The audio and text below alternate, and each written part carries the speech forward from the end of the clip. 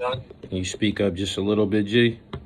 Yes, I'm all right. How you doing? I'm maintaining, man. Trying to get my dribble right, man. I appreciate you coming on my platform. I know we've missed each other a couple of times.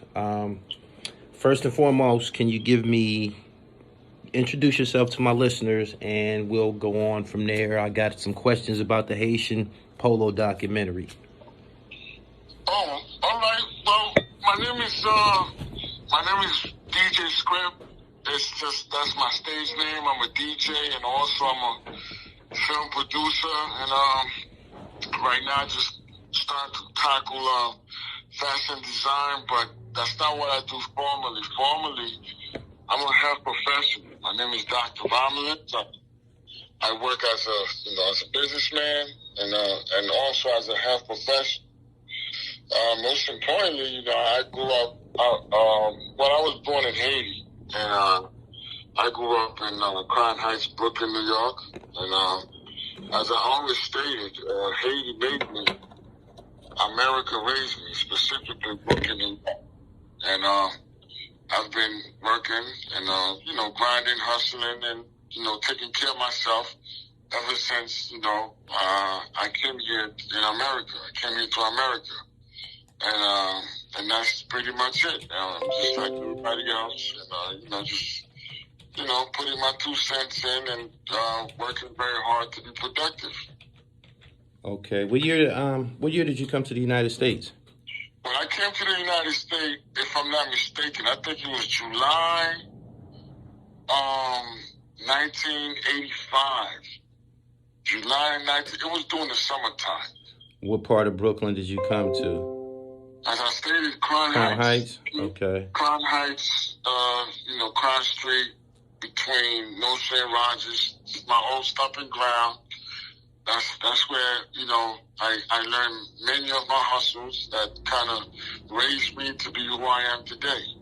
When you got to Crown Heights in 1985, paint a picture of what Crown Heights looked like in 1985. What was going on? Crown Heights, it was confusing to me because, think about it. I'm a young kid, about 5, 6 years old. I never used to see these huge buildings, these, standing buildings before in my life. In my village, they didn't have these things. So when I came here, mind you, you have all these buildings, and then you have a campus right across the street, which at the time, which is still there, Medgar Evers College. And, you see all these different individuals, especially the Shatas, the Jamaicans. At that time, I think they were at their final phase. Well, not final phase. They were in their middle phase in terms of running Brooklyn, New York. In terms of, you know what they used to do and you know what they did. So hold on. Nah. I don't know what they did. I wasn't there. I'm not that. I'm not that old either. When you hear the stories, I'm a young nigga. Hold on. You got to tell me what the Jamaicans was doing, man. Every time I interview somebody from 1980s Brooklyn, one of the first things they say is the Jamaicans. What was they doing so dastardly? Man, the Jamaicans. What's so funny about the Jamaicans? Later on, I got to learn that the Jamaicans faced a very similar situation with the Haitians in terms of being, discriminated against. And they held their own, and they got into power, and, they became strong at that time. Once they started becoming strong, they started, running all the blocks. And people were scared of them mostly because of their accent and their aggression and, because of their dreadlocks.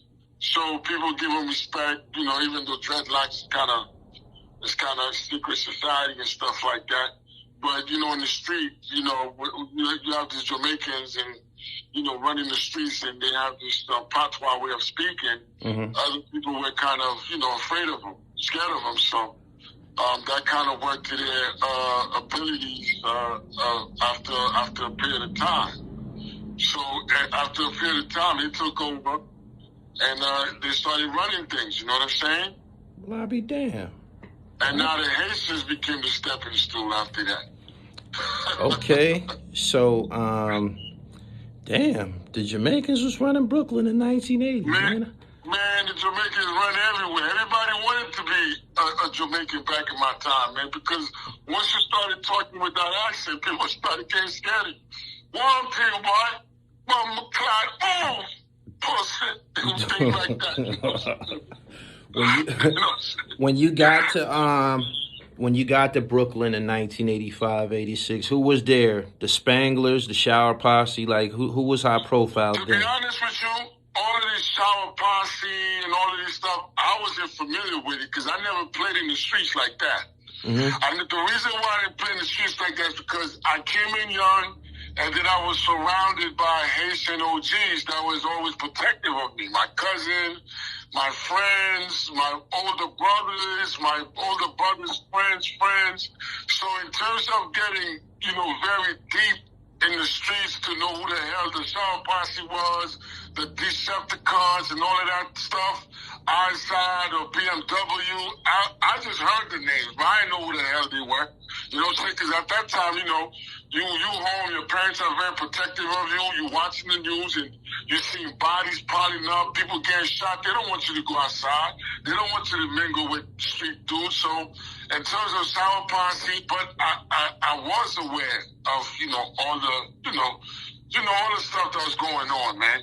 I was aware as a young kid, and I heard the stories, and I saw some of the faces. You know what I'm saying? So your parents were kind of strict? My parents is very strict. Forget kind of strict, especially my dad. Sure. My dad would smack the hell out of you if you think you're going to be coming to the crib acting like you're the boss or acting like you don't want to listen. As a matter of fact, I was raised with, I have 5 brothers. And my father used to fight with them every day. Like, he would give them the ultimatum.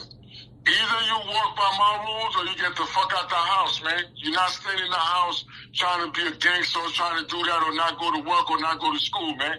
You're going to go to work, you're going to go to school, or you're going to get the fuck out the house. You know what I'm saying? Pops wasn't having it. Wasn't having y'all. What he used to be. Y'all ain't going out there with them American niggas fucking around. Nah, as a matter of fact, Haitian like us. You see, this is why I gotta grab the mic now. Now it's my time to grab the mic. Haitian like us did not want us to. Haitian parents during the 70s, 80s, or the Haitian parents that I came here with, they didn't want us to mingle with the African American kids. Right. They didn't want us to mingle with them at all because they felt that we came here, we had our own set of cultures. We had our own set of rules. We had our own way of doing things, and they didn't like all that baggy jean, all that rugged shit that they were on. They didn't want that to come in the house. Back in the days we used to walk with a lean, and in the Haitian culture, in my particular group, we used to call it braque. Braque is like you're dragging yourself, because how we used to walk back in the days dragging. So they used to call it like, and certain Haitian parents hated that. And my father, oh my goodness, don't ever walk like that in front of my dad. He'll kill your ass. You know what I'm saying? So they wanted us to just come here, stay there where we are, get educated, and become productive. That's it.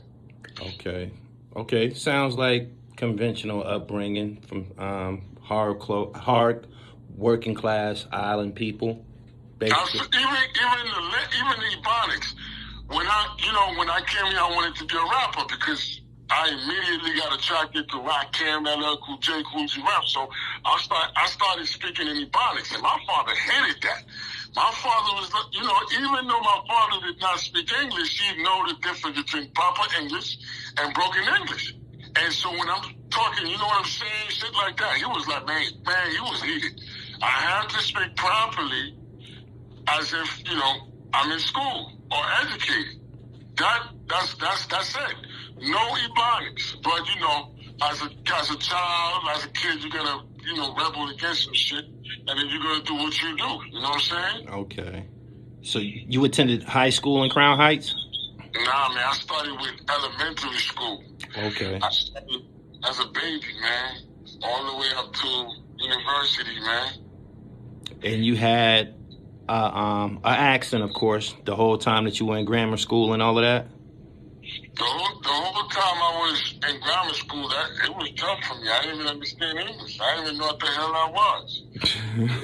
When you say you didn't understand what was being said to you, or people didn't understand you? I didn't understand them, they didn't understand me. As a matter of fact, it became a problem because you know how it is, right? When people don't understand you, they want to attack you. It's like they fear the situation or they fear you. Because of the fear they have for you, they dislike you. Right. Even if you have nothing wrong with the person, they just, oh, he can't speak English, so he got an accent, or he dressed funny. Fuck that nigga. And they, you know, you start getting bullied, man.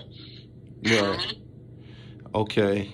On behalf of Black Americans, I want to apologize to you for that. I hear that. I hear that a lot. Earlier today, I was in a conversation with someone who's in education, and she was telling me that her African students, they were mistreated by African American children. Absolutely. It was the African kids, the Haitian kids. We got it the worst, man. Yeah. I think that's some sucker shit. It's more so being ignorant. It's more so being ignorant, man. Just ignorant young kids. Haitian booty scratches, African booty scratches, all kind of dumb shit, man. Right. Totally uncalled for. On behalf of fashion, because you came over here and you got your dribble right with the polo and shit like that. Nah, man, when it comes to fashion, and I don't give a fuck who you are, you ain't flyer than me. It could be family. Okay, hold on. You got the polo shit in Brooklyn, right? Nah, the thing is, a lot of people misconstrue this whole polo shit. You know what I'm saying? Like, you know, some people, they go hard with the polo, right? And they think polo's the only brand that covers Brooklyn. That's a misconception, bro. Okay. Yeah, during the 80s, as I remember, polo wasn't the first to pop it, man. It was Felines, it was Le Coq Sportif, it was a whole bunch of other brands. It was Bally's, it was Sergio Tattini's, it was Elise's, and then as we progress, as we move along,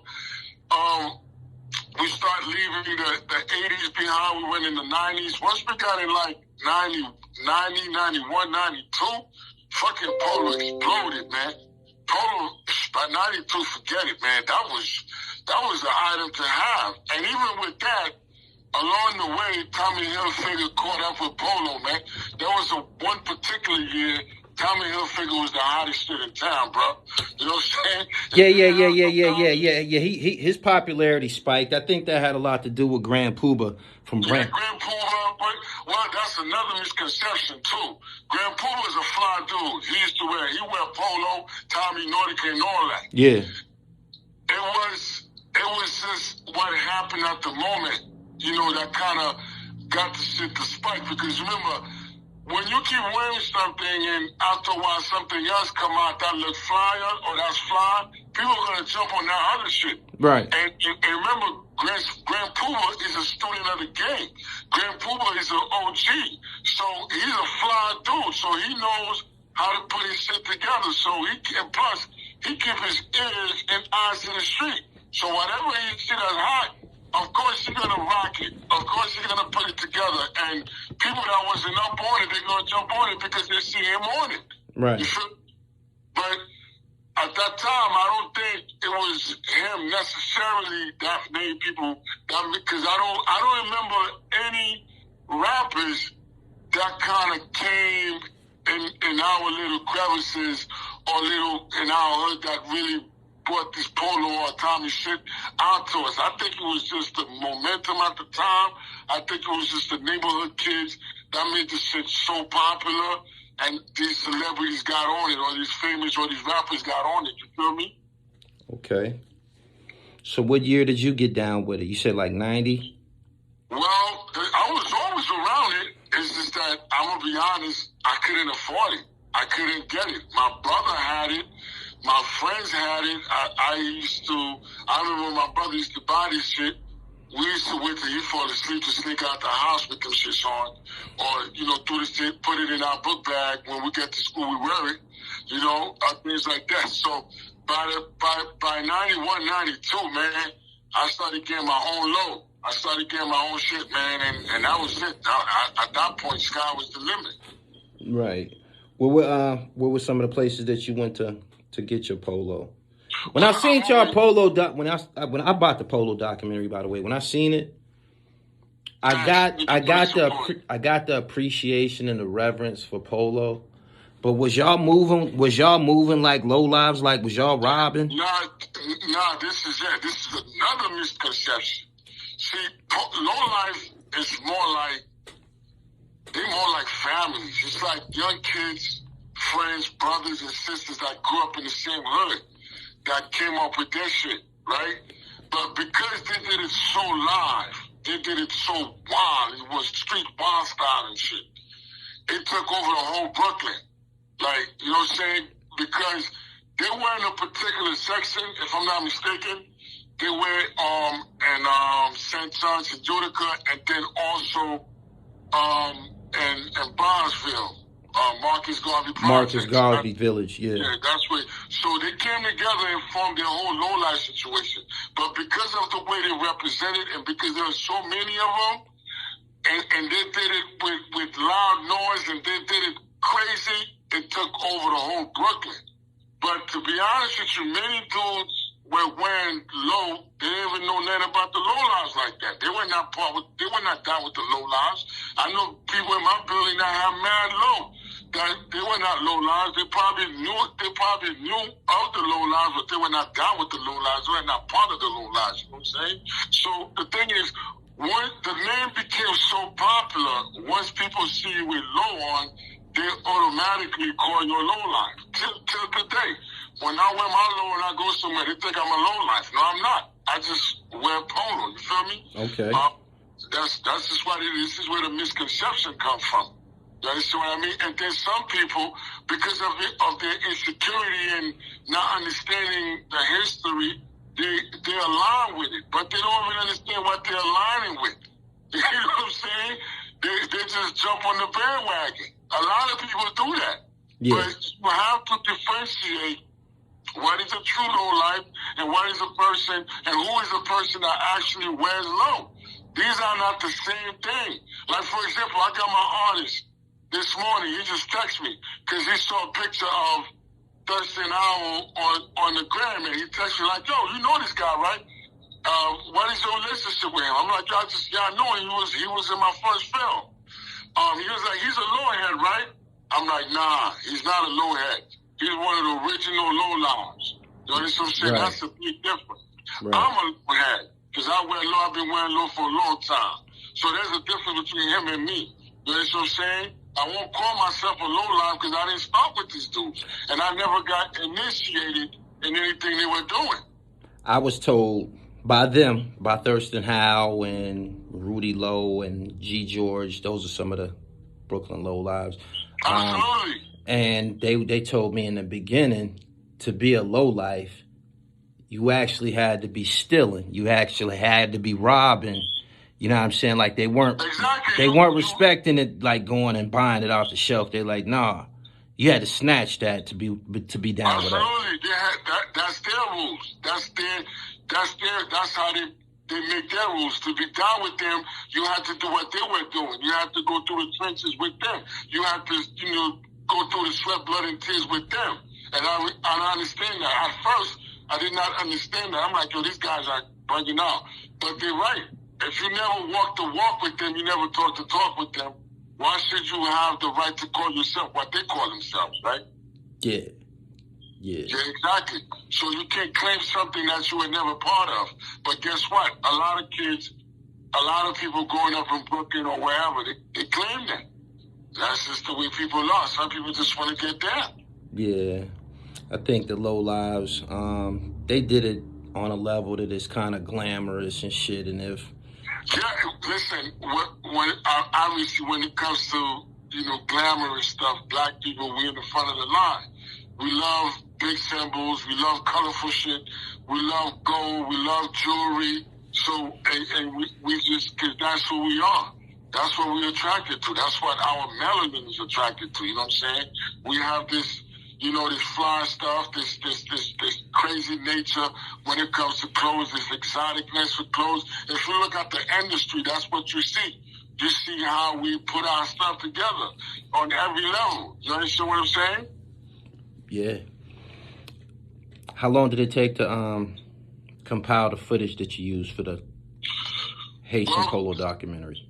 That was my first film, man. And I went through a lot with that film. You know what I'm saying? It took me a long time because in the beginning, I did not understand how to put together a film or documentary film.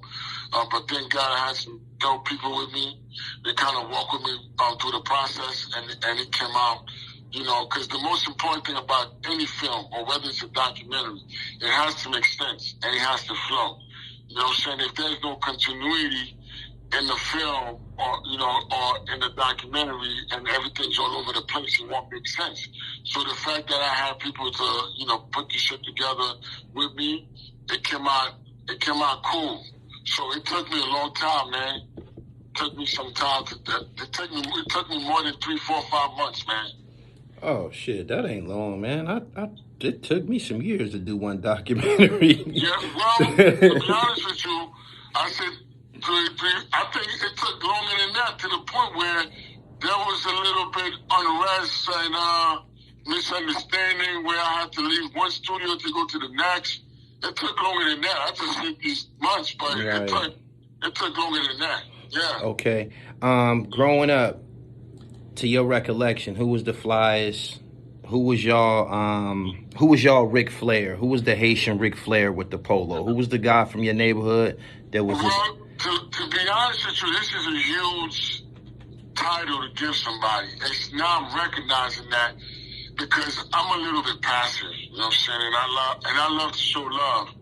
And to be honest, I grew up with a lot of fly dudes, man. Oh yeah, you could name a few standout fly guys. Then. It don't have to be one.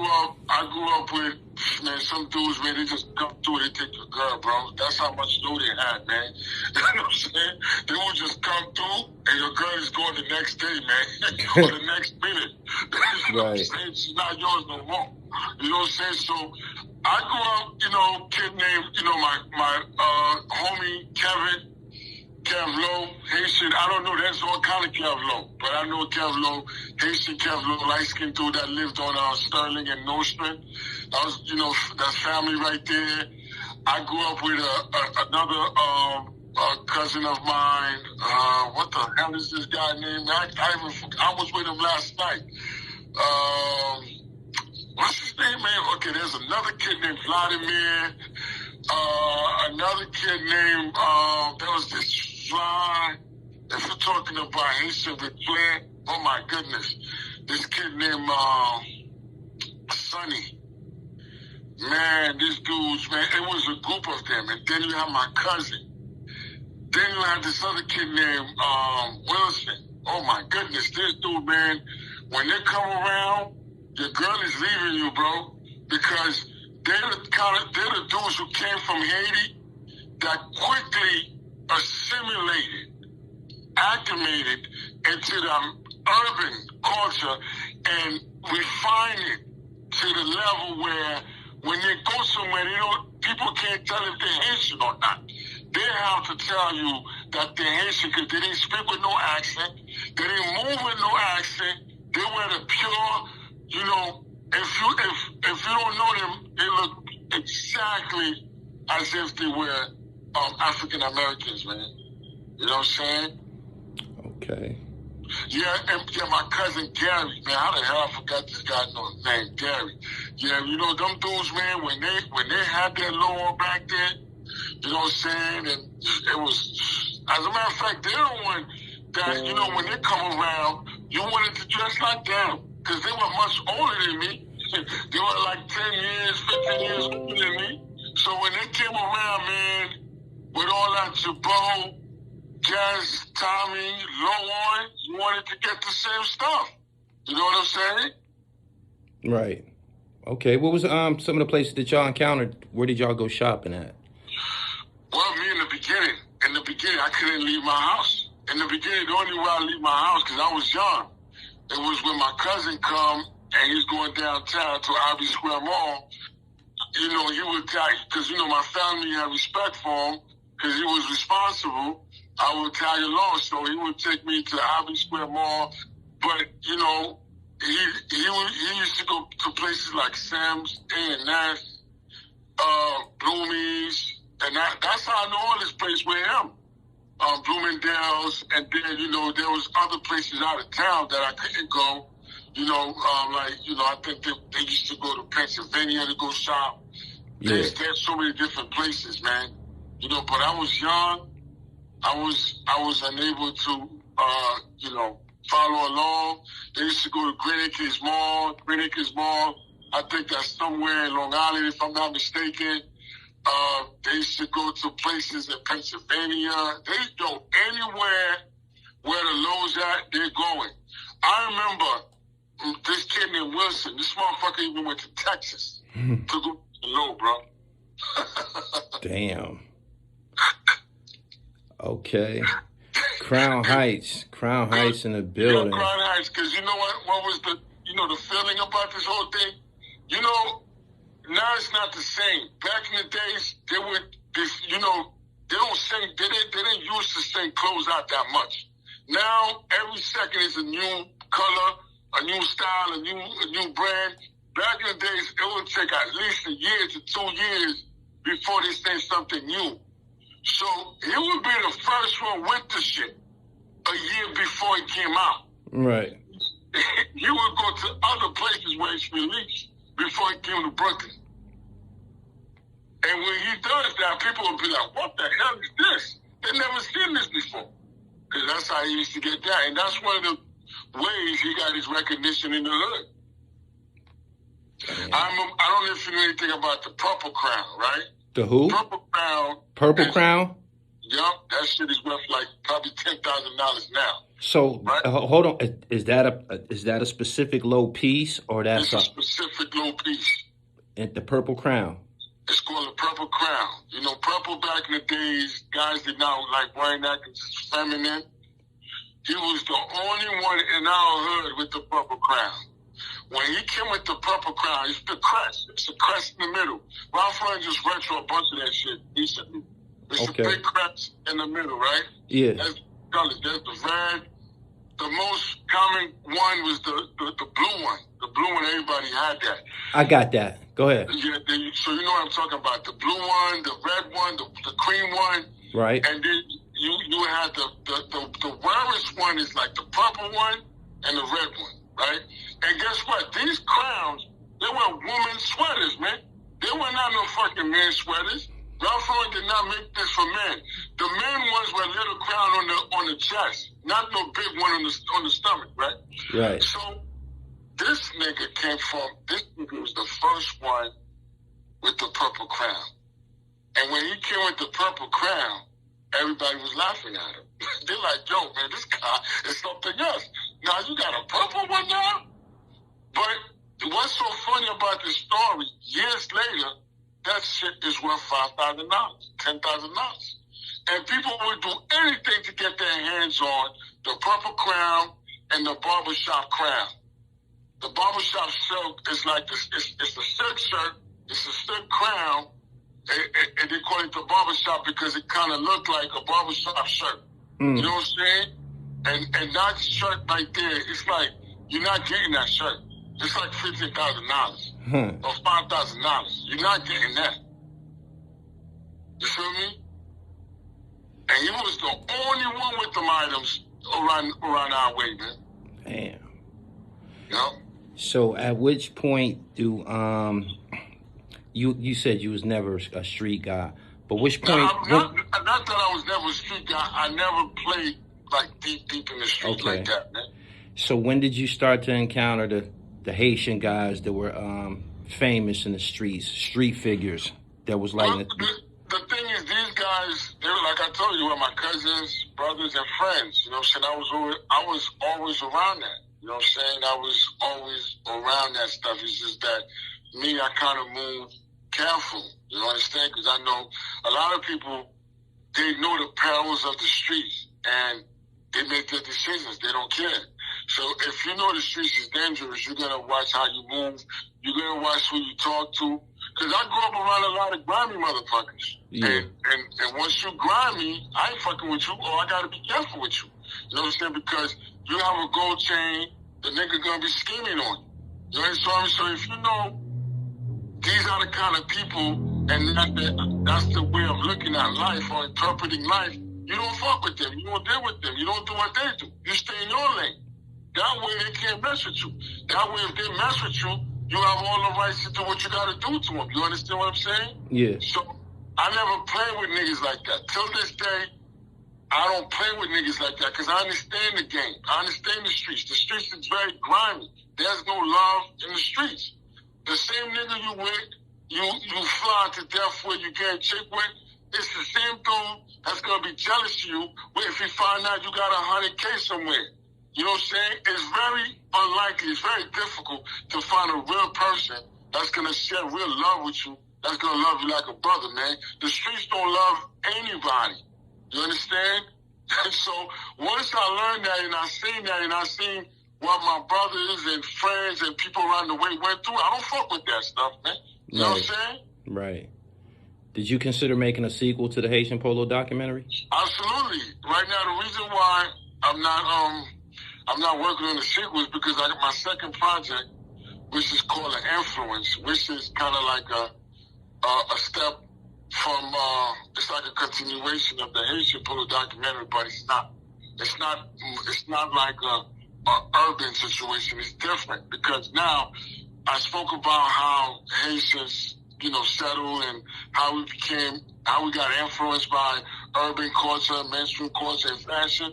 So now I'm taking it a step ahead. Now I'm going to be talking about, or now I'm writing about, the people that's really in the trenches, meaning the doctors, the lawyers, the pharmacists, the countrywoman, the countryman, them dudes in Hollywood that are doing great work, them artists that are doing great work for, who are Haitian and Haitian Americans, who people don't hear about, people don't know about. And the reason why I call it the influence is because, I came from Haiti at a very young age, and I've been heavily influenced by urban culture and American culture. And as I went through, my studies, I've also learned that Haitian and Haitian Americans have also influenced America on a huge level. You know what I'm saying?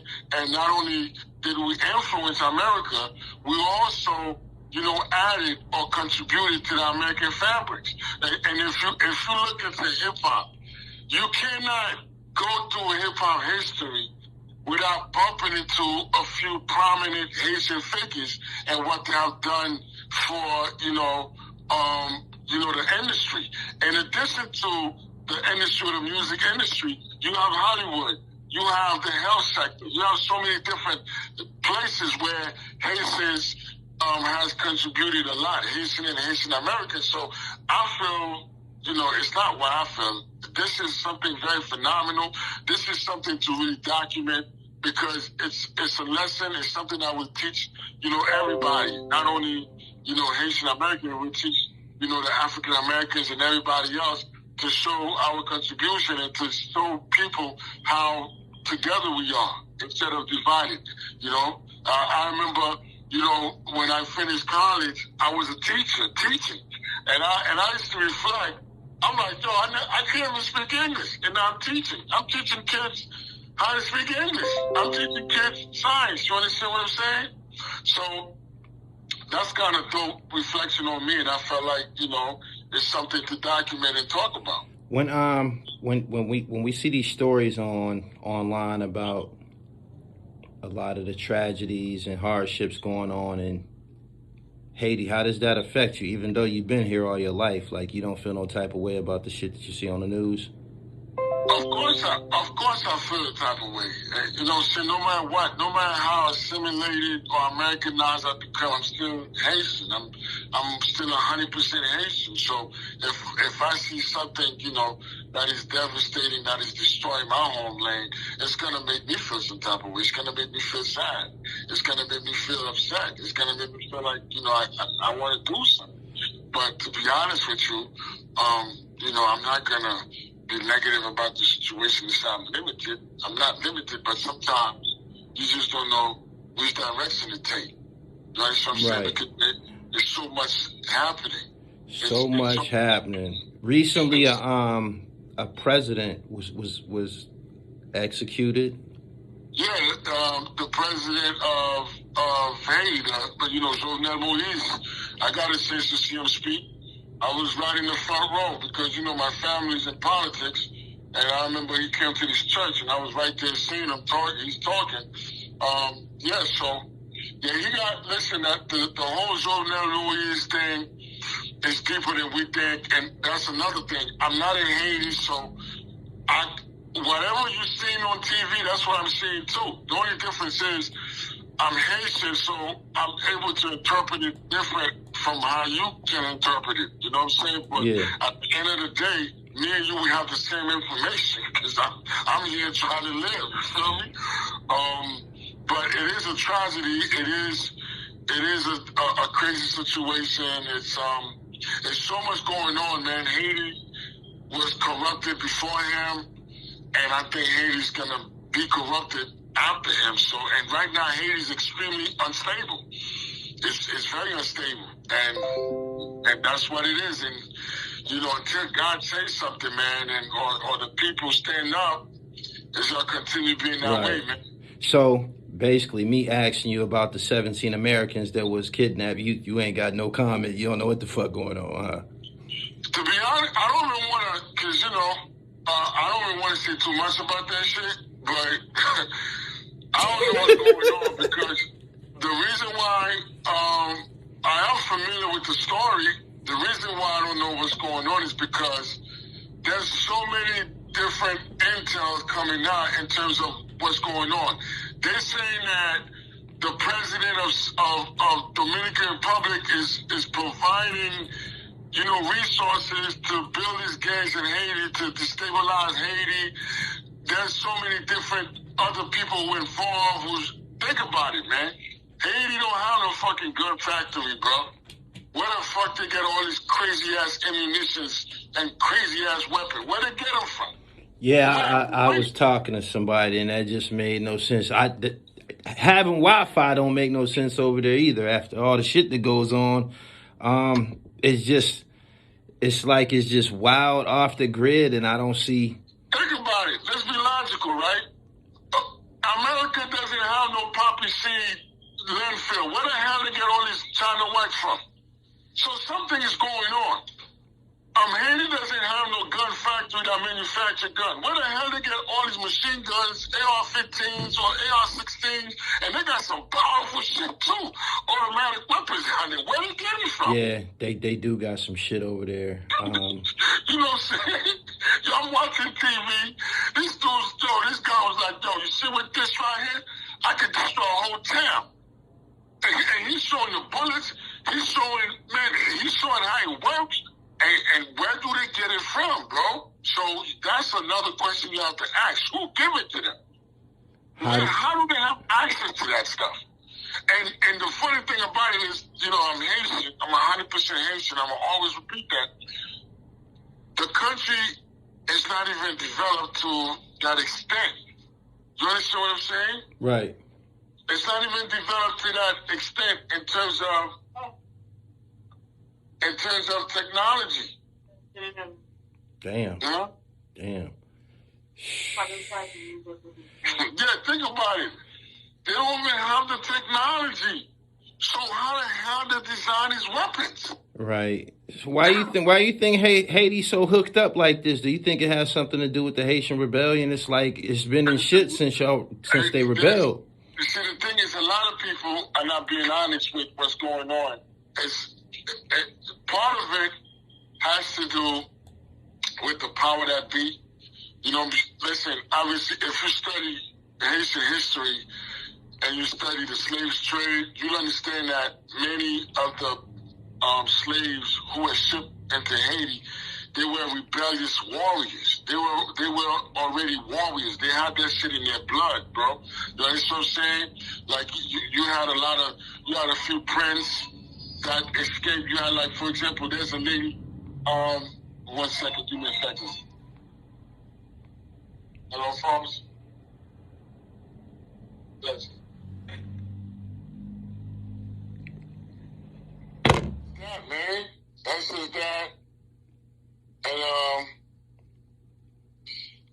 nothing else, man. There's nothing else you can do, bro. Did you spend any time in the 90s in Brooklyn? Hey, I grew up in Brooklyn. Huh? Okay. My whole life was Brooklyn, man. I didn't... What was it like visiting the 90s? I'm leading to a question. No, the 90s. Oh, man. The 90s is a different story, man.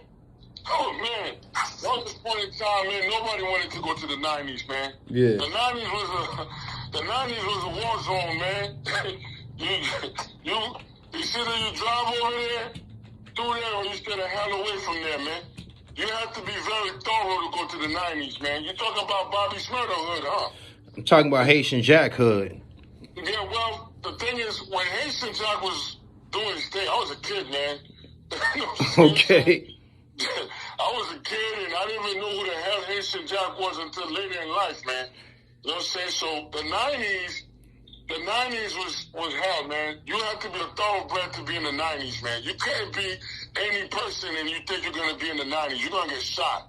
You're going to get shot. You're going to get killed immediately, man. What year did you first encounter the name Haitian Jack? When I started messing around with music, I started hearing the name Haitian Jack. I'm like, this guy got to be Haitian. And then, you know, I started hearing the stories and how he used to hang out with Madonna. But don't get it twisted.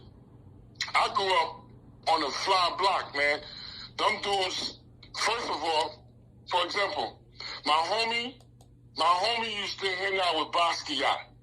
And he used to be around Madonna. Basquiat, the artist? Yeah, the painter, the okay. artist. Okay. And his brother's still alive. And he still got pictures with his brother in Basquiat, man. You know what I'm saying? Listen, the reason why I get goosebumps to talk about these things, I actually lived them shits and I saw them, man. The Haitians actually kind of really came here and took over America. Like, I don't know if you know anything about the village. Like, we transcend every part of American life. There's the urban life, which is the ghetto life. You got the Haitians there, too. There's the, you know, the prissy uptown or Manhattan niggas who don't fuck with no black girls. They only mess with white girls. Them dudes, they had a name called the Zozo Boys. If you want to translate that in English, it's called the Big Boys. It's called the what? Zozo Boys. And Zozo Boys. They didn't want nothing to do with black women. Nah, they only fuck with white girls. They cokehead niggas that can coke and mess with white girls, man. That's what they did, man. And they used to hang out in the village, the east side, whatever. And they used to wear, you know how Cameo used to just back in the days with the black leather pants? Yeah. Yeah, man. And the leather jacket and there's a special boots. It's like a patent leather boots with the rubber sole. Yeah. There's a name for it. Okay. You know what I'm talking about? Yeah, I know that Rick James looking shit you talking about. Yeah, man. You didn't dress like that back in this dude's time. You ain't getting nothing, bro. It's not even that. Like, when people don't understand, different demographic has different styles. You know what I'm saying? That was their style. The girls they hung out with, that's the kind of style they like. You know what I'm saying? If you go with that Timberland baggy jean stuff, you're not getting nothing because you're not part of that demographic. You're not part of that lifestyle. You understand what I mean? No doubt. That nearly vanilla look, man, with the ripped up jeans. Look, man, you see this? Sometimes this is why I get stupid hype, man. When dudes was wearing ripped up jeans, dudes did not know about ripped up jeans, bro. That's where I came from, man. Like, you was rocking it when it wasn't a style. Absolutely. Listen, this is why I call myself a fashion designer. Everything that I see now, I've been saw. Albie Shaw was the dude, and you know where Albie Shaw got that style from? He got it from the Zozo Boys. Them dudes that used to run with Basquiat. With that ripped up jean. You know what I'm saying? So everything that's going on right now on the internet, I've been saying that, man. I live that shit, man. And that's why I don't want to hear nothing about nothing no more, man, because it's all redundant. Without a doubt. I totally agree with you. Yep. You feel me? Scripz, when what's the projected date of the Haitian Polo documentary part 2? And tell me where it's available at for stream, so some of my listeners can go check it out if they ain't never seen it before. You talking about the first one? Yeah. When is part 2 due, and where is part 1 available? Part 2, I should be working on that probably like 3-4 months from now. And part 1 is available online at on Vimeo. It's Vimeo. It's a service called VHX, which is in combination with Vimeo. All you have to do is type in the Haitian Polo documentary. Once they type it, it's gonna come up, and they could stream it. They could stream it, and then that's about it. They could stream it, and they'll be able to see everything. And hopefully, producing films takes a lot. It takes time. People are not around. You got to find the right people, the right production. So it kind of takes time. So that's what's holding me back to complete my second project, and then I could jump into the sequel for the Haitian Polo documentary, because this time I actually have a little bit knowledge of film in terms of actors and cameras and how to go about it compared to before. So I have a little bit of experience, so it would be a little bit easier for me to kind of put the sequel together. And I'm excited about that. So it's actually going to be, it's going to be more hands-on coming from my part, man, Okay. When you was wearing that polo back in the late 80s, early 90s, no encounters with the Decepticons? Man, I encountered everybody. It's just that, like I said, I was very protective of myself. I was, a young kid in the street, so, whenever I smelled danger, I knew how to protect myself, and I knew how to keep myself safe.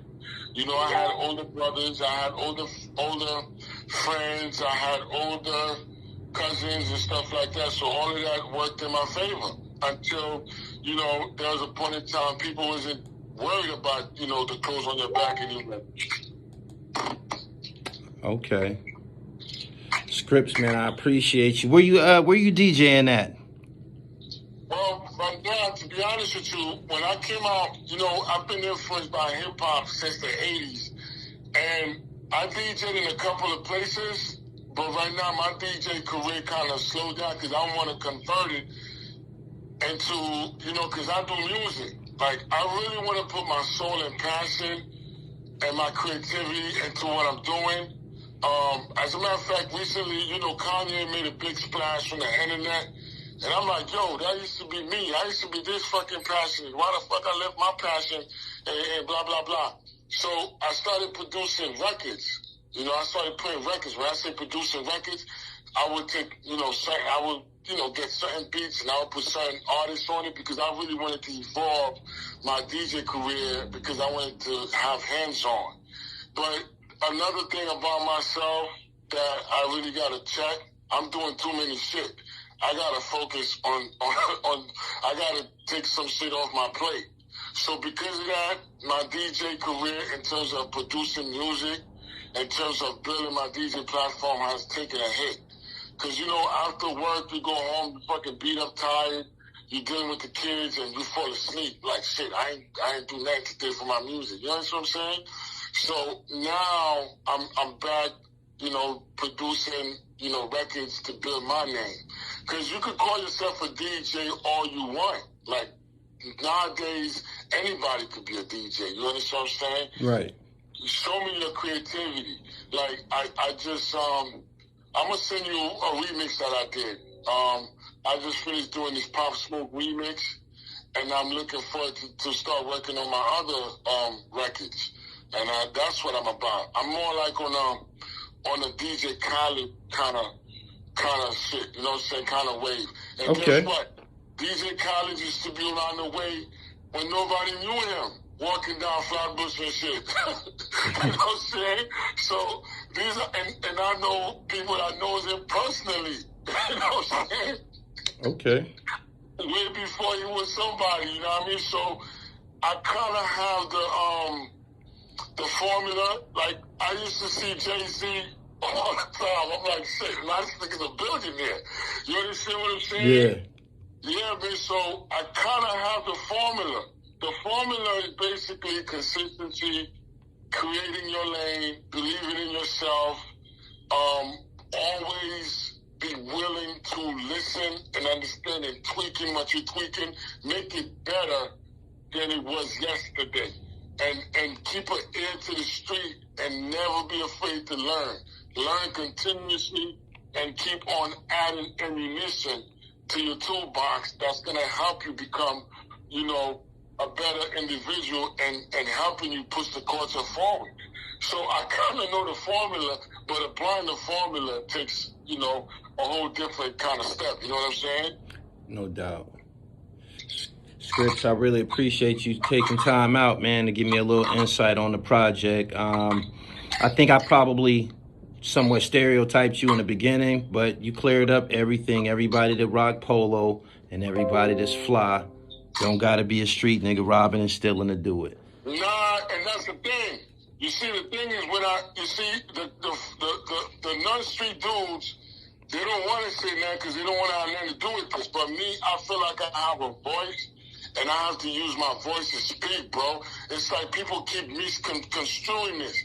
Yes, there were a lot of dudes back in the days that was boosters, and them dudes, they would boost your fucking living room couch, man, if they had to. However, there were a lot of kids who were not boosters. Yes, they knew boosters, they hung out with boosters, but they were not no boosters. They were just fly motherfuckers. And I knew them, and I'm one of them, and I grew up with them. So another problem that I have with this whole hood narrative, why do we always want to celebrate the negativity? Right. I agree. What the fuck? And I understand that's how some of us came up. I understand that's part of our fabric. It's who we are. We cannot neglect who we are. We cannot move away from who we are. We have to be who we are. But why can't we celebrate the fucking positivity too? Why can't we celebrate the good niggas that was doing the fly shit without, you know, injecting other negativity into it? Why do we want to portray ourselves as if we're like this fucking Robin Hood when many of us were not no Robin Hood? Okay.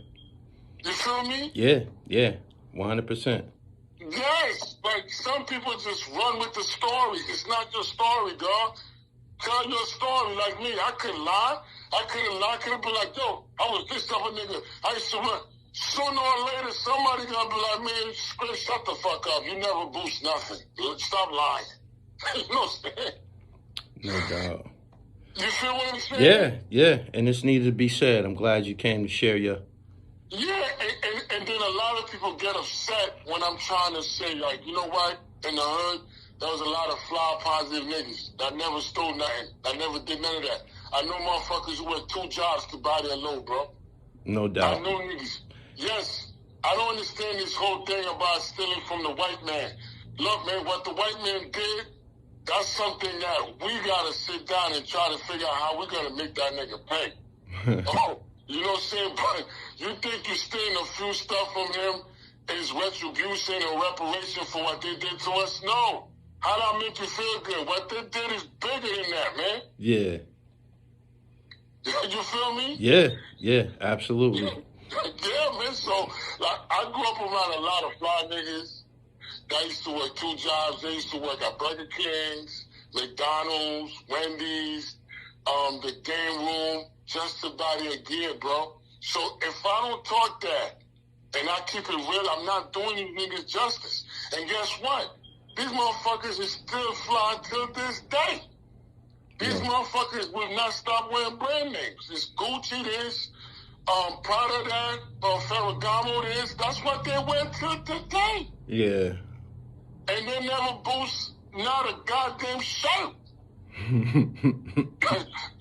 Listen, so if people do not like what I'm saying, don't take it on me. This is who I am. I don't have to portray to be you to be a Brooklyn nigga. No doubt. What is a Brooklyn nigga? How do you define a Brooklyn nigga? So you a Brooklyn nigga? I'm not a Brooklyn nigga because I don't parade around that I used to boost. You feel me? Yeah. And that's just me. That's just what it is. I don't like to lie, bro. I tell the truth, and that's why a lot of them dudes, that's why they don't like me. Cause I'm like, nah, I never did this. I was a fly motherfucker from the gate. I never did none of that. I grew up around fly niggas that did none of that. And that's true. I grew up around fly motherfuckers who never boosted. At the same time, I grew up around a lot of dudes who boost. I used to buy shit from the boosters. Okay. No doubt, man. I appreciate you, Scripz, man. At some point, maybe we can do this in person. You can flash me some of the vintage low pieces you got. I really appreciate you for coming on. Go ahead and drop out, sign out for me. And until next time, I appreciate you again. Yeah, no doubt, man. I appreciate that. Thanks, man. Just send me that anything, dog. Yeah, I got you. I'll be in touch. All right, let's do it. Yeah, peace.